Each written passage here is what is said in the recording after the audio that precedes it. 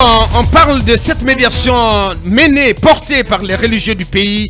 Il y a risque que ça capote, Basekou. Oui, puisque pour le moment, les préalables qui devraient être levés pour qu'on aille au dialogue proprement dit n'ont pas été pour le moment pris en compte, en tout cas du côté du gouvernement. Ouais. Vous savez, je vous le disais ici, que je reste quelqu'un de pessimiste quant à l'aboutissement, notamment de la démarche qui a été entreprise par les religieux, parce que du côté du gouvernement, on a l'impression bien qu'on ne veut pas du tout, en tout cas on ne fait aucune concession sur les préalables qui ont été mis sur la table par les forces vives. On a dit non, on est en train de procéder à traité de pessimiste. Oui, on m'a traité de pessimiste, que je ne crois à rien. Pour le moment, l'histoire est en train de me donner raison. Je ne souhaite pas sincèrement l'échec de cette médiation. Sincèrement, je ne souhaite pas, la main sur le cœur, je ne souhaite pas l'échec de cette médiation. Mais en réalité, aujourd'hui, il n'y a pas suffisamment de bonne foi. Tu veux tout simplement réaliste? Non, il n'y a pas suffisamment de bonne foi. Du côté du gouvernement. Dites-nous, les préalables qui ont été posés par les forces vives, et les préalables qu'on peut régler aujourd'hui, c'est la levée par exemple du contrôle judiciaire, notamment pour les neuf. Pour les neuf. Et puis les cas de Founikemengue aujourd'hui, en réalité, Ibrahim Silla, on peut juger rapidement, qu'on peut juger. Et peut-être arriver à un non-lieu pour les libérer, pour les sortir des prisons. Pendant ce temps, le Premier ministre tient un discours pour demander aux forces vives de rejoindre le cadre existant, et qu'il y a certaines questions qu'il faut départir, comme on appelle, des questions personnelles. On est pour le moment dans ça. Il y a eu plusieurs rencontres. Ouais. Sincèrement, mais ça n'a pas l'air d'avancer. Oui, parce que... Parce que la dernière rencontre, c'était le lundi dernier, le 3 avril. Cela fait 9 jours aujourd'hui que le Premier ministre a sous la main les préalables qui ont été transmis, les préalables des forces vives qui ont été transmis par les religieux. Pour l'heure, aucune réponse venant ni du CNRD ni du gouvernement de transition. C'est pour cela, moi je demande sincèrement l'implication du président du CNRD. Parce qu'en réalité, les manifestations, quand elles vont commencer, moi je le souhaite. C'est lui qui décide. Oui, parce que moi je ne souhaite pas, sincèrement. Mais quand vous dites que vous demandez son implication, bien entendu qu'il est impliqué, Basekou. Oui, mais parce qu'il a fallu. Non, mais attendez, il a fallu son onction. Non, attendez, Basekou. Il a fallu son onction pour que le Premier ministre quitte son bureau pour venir à la rencontre des forces vives, pour venir écouter. C'est lui d'ailleurs, le Premier ministre, qui a demandé aux religieux de s'impliquer. Vous pensez qu'il le fait comme ça à tue-tête sans la bénédiction du palais Mohamed V? Dites-nous concrètement, qu'est-ce que le palais, qu'est-ce que le CNRD a fait, le gouvernement a fait face aux préalables qui ont été posés par les forces vives guinéennes? Mais rien du tout. C'est de ça il s'agit. Nous avons aujourd'hui quelques jours encore pour essayer au moins de satisfaire un minimum de préalables avant d'aller à ce dialogue-là. Parce que la conséquence directe, c'est que nous allons... C'est qu'après le ramadan, ça risque de chauffer. Mais absolument. Mais au-delà de ça, Boubacar, les religieux ont entrepris une démarche aujourd'hui qui a des démarches qui ont permis de désamorcer les manifestations qui étaient annoncées. C'est que cela allait aboutir, parce qu'on sait très bien comment ça fonctionne ici. Quand on annonce des manifestations qui sont interdites, eh bien le gouvernement sort le dispositif de sécurité assez renforcé sur l'axe, et puis sur les axes où il y a la contestation. On ne sait pas du tout cela aujourd'hui. Je ne sais pas qu'est-ce qu'il faut faire, mais en réalité, on est en train de mettre les religieux aujourd'hui dans une mauvaise posture. Ils se sont impliqués jusqu'au bout. Je pense que le Premier ministre devrait œuvrer avec certains acteurs de la société civile à faire avancer les discussions pour qu'il y ait un minimum de préalables soit levé et qu'on puisse aller à ce dialogue-là. Je ne souhaite vraiment pas du tout qu'on revienne à la case de départ, parce que suffisamment d'efforts ont été consentis par les religieux. Il y a cet article de Mosaïque Guinée que nous lisions hier, et dans lequel on apprend, donc, et selon une source consultée par la rédaction de Mosaïque Guinée, que à partir du 15 avril, à partir du samedi, si rien n'est fait, les forces vives de Guinée pourraient annoncer leur retrait, pourraient annoncer tout simplement leur retrait des négociations. Et cette médiation portée par les religieux. Et on ne le souhaite pas. Il y a un risque, oui, et ça sera à partir de cet instant-là un puissant saut vers l'inconnu. Parce qu'on ne sait pas vers quoi nous allons y aller. Parce que jusque-là, j'aime le rappeler, c'est que le seul acquis qu'on a eu, c'est le report des manifestations de la part des forces vives. De l'autre côté, de la part du gouvernement, des autorités guinéennes. Aucune ligne n'a bougé. On a parlé des préalables urgents, on a nommé des personnes, 6 personnes, mais après, ça n'a rien donné jusque-là pour l'instant. Je pense qu'aujourd'hui, il faudrait que le pouvoir se rende compte que les clés de la crise, c'est à leur niveau. C'est à leur niveau qu'il faut décanter la situation. Il faut prendre des initiatives. C'est là-bas qu'il faut prendre des initiatives. Et il faut le faire maintenant parce que nous sommes... Ce qui ne semble pas être pour le moment l'option envisagée au sein du gouvernement. Parce que Bassekou le rappelait, le Premier ministre a demandé récemment lors des discussions que les forces vives rejoignent tout simplement le cadre de dialogue créé par décret du président de la transition. Le porte-parole du gouvernement qui dit que lorsqu'on veut dialoguer, on ne pose pas de préalables.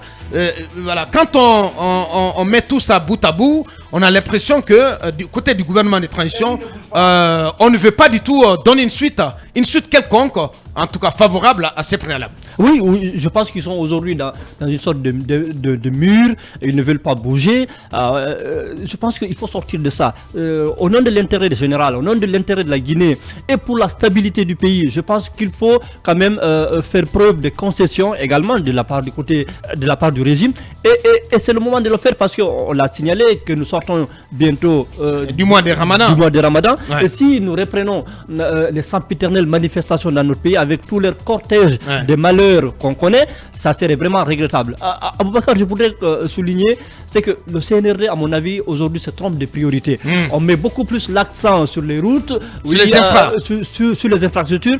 Tout ça, c'est bien beau, c'est important. Mais je pense que les vraies questions d'une transition, l'agenda principal d'une transition, ce sont les activités menant au retour à leur construction. C'est ça l'essentiel.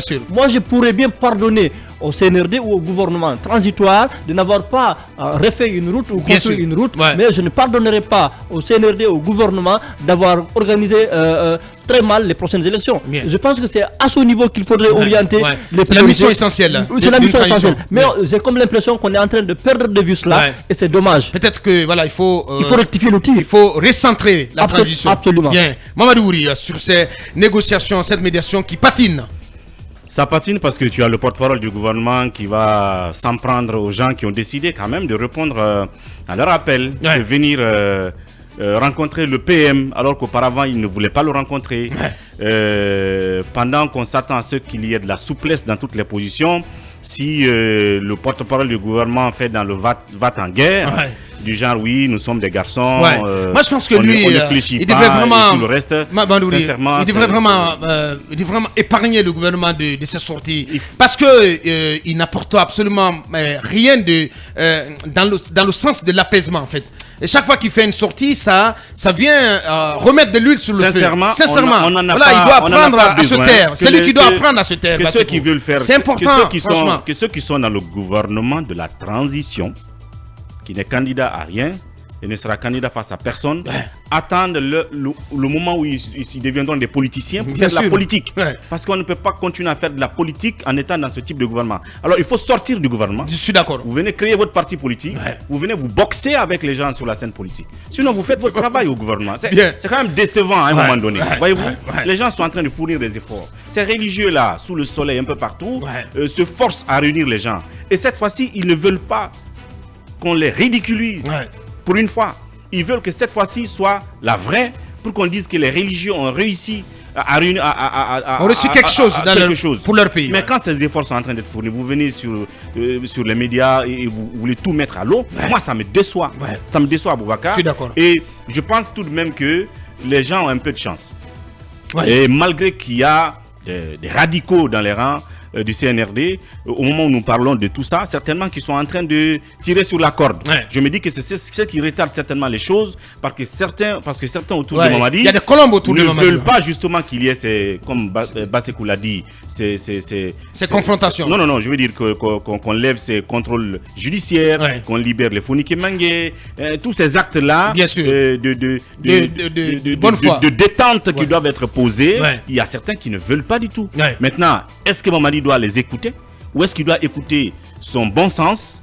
Il doit écouter l'humilité qui doit incarner aussi la chefferie, parce que la chefferie, ce n'est pas que le bâton, mais c'est aussi de l'humilité.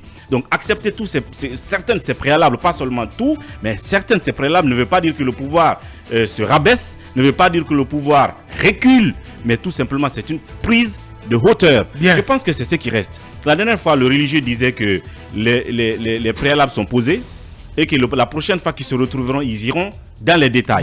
Sauf que depuis là, il n'y a pas encore de rendez-vous. Ouais. Bon, je pense que on a quoi, 10, 11 jours avant la fin du Ramadan.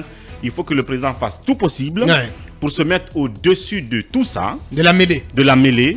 Qui prennent les véritables décisions, une fois encore, les derniers coups de pouce pour que les gens aillent sur les vrais sujets. Bien. À ce stade-là, moi, je pense qu'on ne peut plus dire que les gens refusent de venir. Dès lors qu'ils sont là, le Premier ministre est là. Ça veut dire qu'ils sont là en train de discuter. Auparavant, il n'y avait pas cette possibilité. Vous n'avez plus à dire que les gens doivent venir sans préalable. Ils sont déjà là, en train de parler. Bien. Donc, c'est inutile. Merci, Mamadouri. Et le 15, voilà, cette date qui commence à circuler du côté des forces vives de Guinée, l'icône.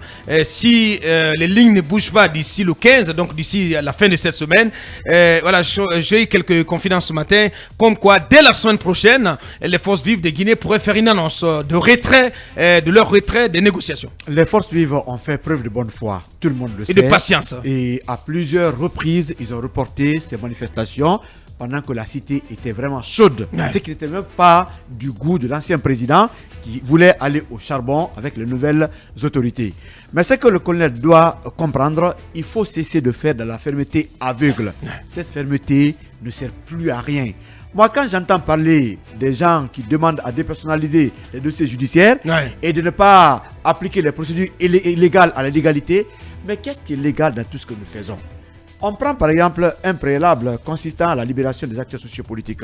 Ils sont en prison il y a plus d'un an, sans aucun titre. Ça, c'est légal? Ce n'est plus légal. Là, on sort de la légalité. Quand on demande leur liberté, les gens vont dire non, il faut les juger. Mais vous voulez appliquer la légalité sur l'illégalité. Ce qui n'est pas du tout normal. Prenez même le cas des anciens ministres aujourd'hui qui sont en prison. Mais ils ont des rapports médicaux qui indiquent ou qui confirment leur maladie. Pour la plupart, leur délai de détention provisoire a expiré. Mais ça a expiré. Est totalement dépassé. Oui, et pire que ça, ils sont malades, on refuse qu'ils aillent se soigner, on les garde, on ne veut pas les mettre sous contrôle judiciaire, on veut les voir juste mourir pour après demander les salam alaikum. Est-ce que cela c'est la légalité? Mais alors plus loin, quand on prend le cas par exemple de Saint-Loup, mais d'ailleurs Lincoln, si on essaie un peu de faire référence au cas Kassouri et compagnie qui sont aujourd'hui devant la CRIEF, ils y sont parce qu'ils sont accusés de corruption, de détournement des deniers publics.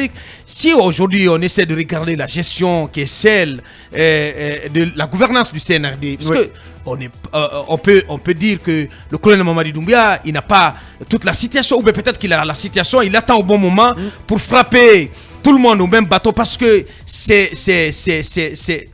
le dérapage à tous les niveaux. Vous savez comment ça fonctionne au niveau des EPA, au niveau des ministères, au niveau des institutions. Mais les gens sont en train de s'enrichir. Rien qu'à regarder le train de vie des nouveaux maîtres du pays. C'est extraordinaire. Ceux qui étaient là, c'est extraordinaire ce qui se passe. Il y a un an, ceux qui étaient à vélo, à moto, sont devenus des propriétaires d'avions entre griffes. Et bien voilà. Pourquoi il y a les colombes au palais? Pourquoi il y a les faucons? Parce que si on veut être sérieux aujourd'hui sur la question de la gestion d'une gestion vertueuse, je pense que si on essaie de creuser aujourd'hui, beaucoup se retrouveront devant la CRIEF. Mais Aboka, pourquoi il y a les faucons au palais? Il y a les faucons parce qu'aujourd'hui il y a beaucoup d'avantages. On est en train... Il faut s'intéresser au chantier de rénovation de certains départements ministériels. Tout n'est pas clair dans cette affaire. Oui, c'est des rénovations qui ont été faites à coups de milliards de francs guinéens. Non mais c'est... Oui, mais tout ça à boire, mais c'est important. C'est une goutte d'eau dans l'océan de détournement. Le marché de gré à gré continue. Moi je dis que les faucons existent parce que ils ont beaucoup à empocher aujourd'hui. Mais ils n'ont pas fini les chantiers, ils sont en train d'acheter des villas un peu partout. Ils sont en train d'ouvrir des grands chantiers, des constructions, les terrains achetés à Conakry. Donc, pour eux, mais c'est la course à l'enrichissement. Je t'assure, Lincoln. La transition non, mais c'est une course effrénée. Mais bien sûr, tant que ça continue, ils vont continuer à remplir pratiquement leur poste. Sincèrement, personnellement, Likon, ce n'est pas du tout à cela, à un tel visage de la gouvernance CNRD que je m'attendais. Sincèrement, je m'attendais à une gouvernance, mais faite d'austérité, d'humilité, et je sais pas, de peu de choses, mais l'essentiel réservé à la cause de la nation. Mais qu'on ne voie pas des cadres qui affichent un train de vie insolent, qui narguent la sainte canaille, comme on a l'habitude de dire ici. C'est très grave ce qui se passe. C'est très grave. Abakar, parce qu'on a l'impression que le monde n'a pas changé en Guinée. C'est très grave. Il y a peu de changements. Peut-être les chantiers. Les changements consistent peut-être aujourd'hui dans l'accélération des chantiers qui avaient retardé. Des réalisations d'infrastructures. Mais ça n'a pas trop changé à Bakar. Aujourd'hui, prenez le cas de Sidia par exemple. L'autre fois, vous savez, quand vous retirez la maison de quelqu'un ou démolissez la maison de quelqu'un, c'est la justice. Mais est-ce que cela c'est la légalité également? Mais le cas de Air Guinée, moi je me suis amusé à prendre note par rapport au comité de privatisation de Air Guinée, où on parle par exemple d'un actif social de plus d'1 milliard de francs guinéens payés à l'époque par Futurelec. Mais les dettes commerciales se sont élevées à 13 milliards. Si une telle compagnie est liquidée et qu'après celui qui a acheté est en Guinée justifie l'achat, les paiements et autres, après on poursuit un leader politique qui était simple ministre, vous voulez appliquer la légalité. Mais Alpha était très méchant, la vérité est bonne à dire. Mais malgré tout ce qu'il a recherché autour de Selou, autour de l'affaire Air Guinée, domicile, Air Guinée, mais il n'avait rien trouvé. Il n'a rien trouvé et il n'a pas agi. Sinon, il n'y a pas eu de politique d'animosité entre un leader en Guinée, c'est-à-dire comparable à ce qui a existé entre Alpha et Selou, Alpha et Sidia. Mais heureusement, au palais autour d'Alpha, les gens ont dû dire au président, mais ça là, tu ne peux pas agir. Et il a laissé. Mais il n'y a rien. Mais aujourd'hui, vous envoyez les gens là à l'exil. On veut leur retour. Et vous dites non, ils ne vont pas retourner parce qu'ils ont des problèmes personnels en justice. Quel problème personnel? Bien. Monsieur le colonel. Dommage. Oui. Il faut au passage rappeler que c'est aujourd'hui en principe que la Cour suprême doit se prononcer sur le pourvoi en cassation de Ali Touré contre la décision de confirmation de la mise en liberté provisoire, laquelle décision avait été prise par la chambre de contrôle de l'instruction du côté de la CRIEF. Donc est-ce que est-ce que la Cour suprême va siéger et se prononcer? C'est la question à se poser. Mais on est dans, toujours est-il que on est dans le schéma de l'éternel report. Il était initialement prévu que voilà, Kassori, la prochaine audience dans le cadre de son procès se tienne le 17. Donc est-ce que aujourd'hui encore la Cour suprême va se débiner? Le 17 c'est jeudi, hein? Voilà. Ou la semaine prochaine. Lundi, je crois. Est-ce que la Cour suprême va se débiner à nouveau? C'est la question à se poser. Bien dit. Est-ce qu'elle va se débiner à nouveau? Mamadou Dian pour clore. Des médiations est en train de yoyoter et à cette allure, la panne sèche n'est pas loin déjà de cette médiation qui se mène en marche forcée. Donc ce qui fait que les forces vives ont commencé, comment dirais-je, à brandir le chiffon rouge menaçant de se retirer. Parce que du côté du CNRD, ils sont sur leur ligne qui consiste à dire que il faut sortir de la subjectivité. Il faut que les questions de personnes ne viennent pas empiéter, comment dirais-je, l'intérêt général, à tort ou à raison. Maintenant, pour qu'il y ait médiation, avec les efforts des prélats et des mollahs qui demandent à ce que chaque camp fasse des concessions, l'opinion, la majeure partie en tout cas, aurait souhaité que la junte puisse lâcher du lest pour, satisfaire aux préalables posés par les forces vives. Et on n'en est pas là et on revient à ces pokers menteurs que j'ai toujours décrits dès au départ, Aboubacar. Par rapport maintenant à votre déception, il faut dessiller les yeux. Les révolutions ont toujours mené à la déception. 1789 en France, ça a profité à qui? À Napoléon qui est venu reprendre les choses en main. Du côté de la Russie en 1917, ils ont tué, le tsar et finalement le tsar Nicolas II. Finalement, vous avez vu cette dictature et il y a même eu Trotsky qui a écrit La Révolution trahie. C'est toujours comme ça. Et malheureusement. Il y a quelqu'un qui a dit que dans le terme même révolution, c'est quoi? Tu pars d'un point A, la Terre tourne sur elle-même, c'est une révolution. Donc Bien sûr. Vous pensez que vous changez, mais vous revenez à la même chose. Hein. Bien. Pendant ce temps, du côté du CNT, il se passe des choses. Le président du CNT, on apprend qu'il est aux États-Unis où il assiste à un forum qui réunit des parlementaires. C'est ce qu'on apprend de lui. C'est ce qui se passe au CNT. Bien. Oui. Bien. C'est tout ce que je sais. C'est tout ce que je sais. On cherche. On t'a branché. On cherche. C'est tout ce que je sais. Allez, On la cherche pas suite, comme Babin. on cherche. La suite.